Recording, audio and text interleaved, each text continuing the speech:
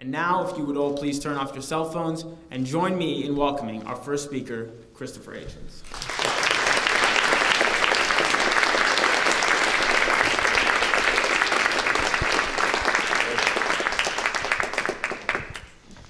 Thank you for that very generous introduction. And thank you, ladies and gentlemen, brothers and sisters, for coming. Is this echoing for you as it is for me? Yeah? No? Yes. Audible. Very well. I thought I'd begin with a brief mission statement. John Prendergast and my colleagues and I have the feeling that people like you come to meetings like this not just to listen or to absorb, but also to feed back and to contribute. So with your permission, I'll yield back some minutes of my allotted time so that we can have a question period and be subjected to your opinions when we're through.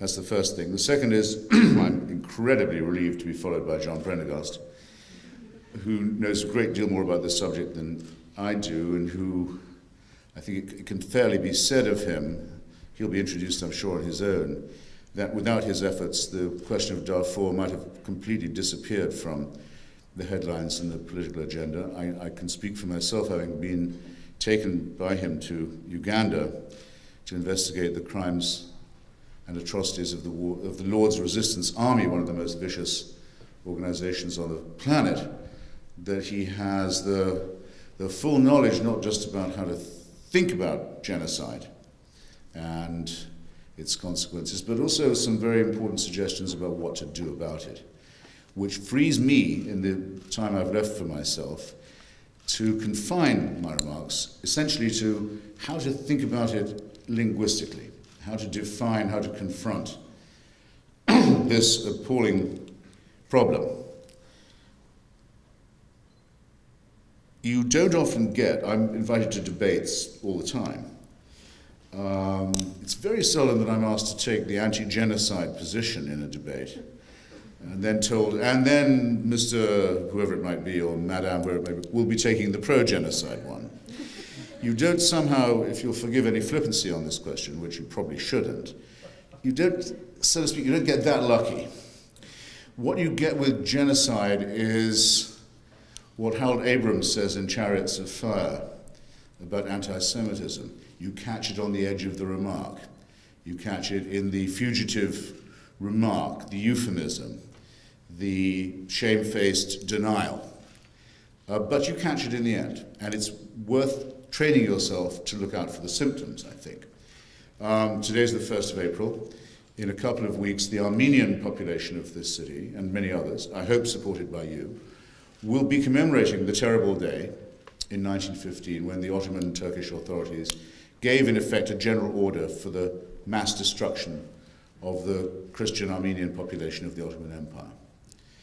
And they don't just have to remember this terrible event. There are a few of them left now who do physically remember it. I used to speak every year in Times Square in mid-April with a row of old ladies and old men in the front of the audience who were survivors. They've all died now.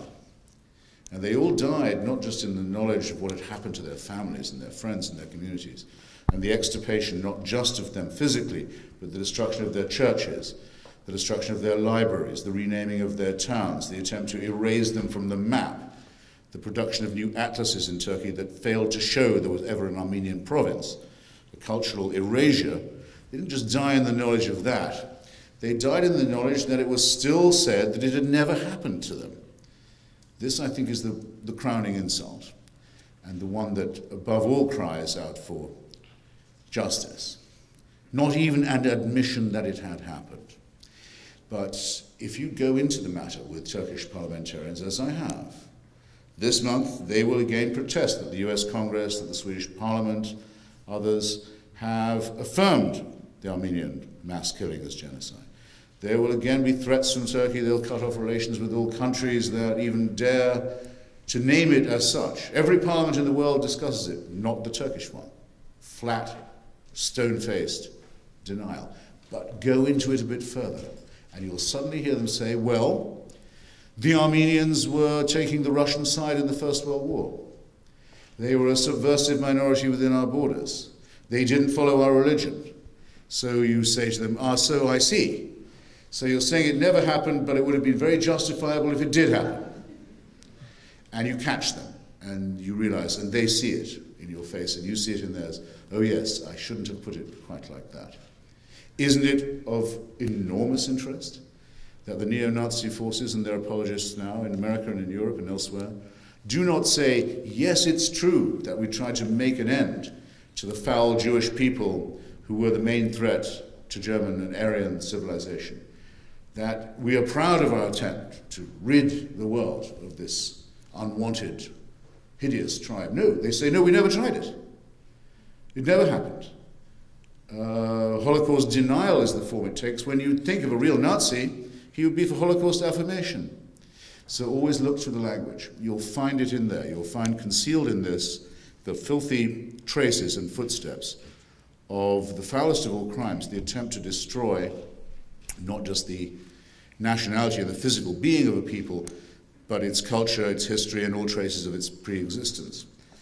And again, you'll find when you really argue with these people, they'll say, "Well, the Jews were boycotting Germany, they were sabotaging the German economy, many of them joined the Communist Party, they were on the side of the Soviet Union." Once again, they stop suddenly denying, and they begin in a shamefaced way to affirm. So I think, especially since I'm talking tonight at an institution of higher learning, I would just draw attention to the fact that it's in the denials, it's in the historical obfuscations, it's in the attempts to distort and dilute the historical record that you'll find the important clue.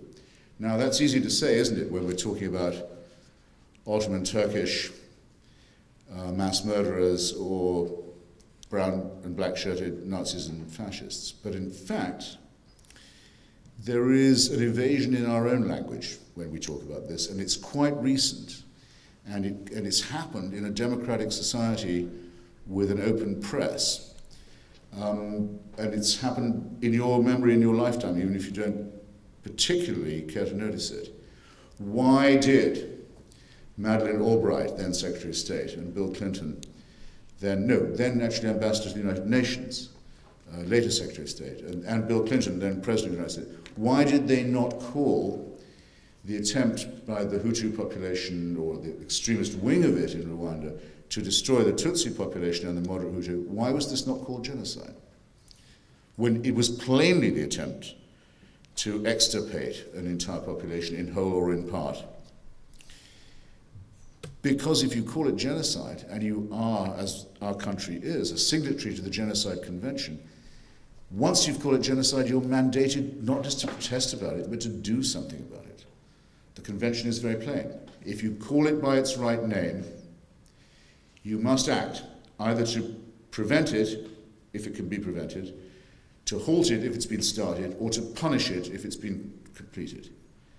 And so in our own lifetimes, we have no right to sneer at other cultures who've used euphemism. We decided not to call it by its right name for a long time, until the business was nearly done, so as to avoid the responsibility for it. So this is something that lives right near you and can come to your society and infect your political dialogue. It's not a thing that happens in other places, or not just. Wanted to start by making that as plain as I could.